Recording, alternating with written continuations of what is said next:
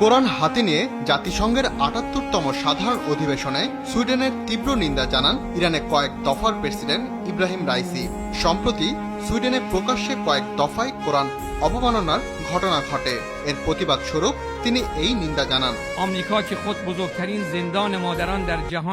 কোরআন হাতে নিয়ে ইরানের প্রেসিডেন্ট ইব্রাহিম রাইসি বলেন, সব দেশের মানুষের সবার ধর্মের উপর শ্রদ্ধাশীল হওয়া উচিত।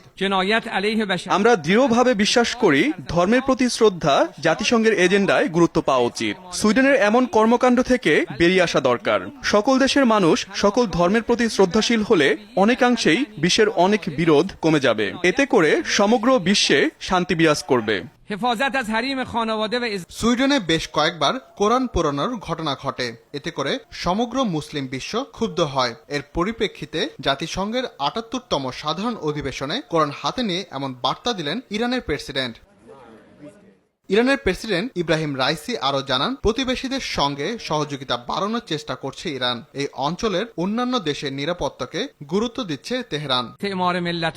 যারা এই বন্ধুত্বের জন্য হাত বাড়িয়ে দেবে তাদের স্বাগত জানানো হবে। স্বাধীন ও শক্তিশালী প্রতিবেশীর মাধ্যমে পুরো অঞ্চলে সুযোগ তৈরি হবে। আমি বিশ্বাস করি সংঘাত নয়, বন্ধুত্বের মধ্যেই বিশ্ব জয় করা সম্ভব। ইউক্রেন যুদ্ধকে সমর্থন করে না ইরান। এই সংঘাত বন্ধে যে কোনো ধরনের সহায়তা দিতে প্রস্তুত তার দেশ।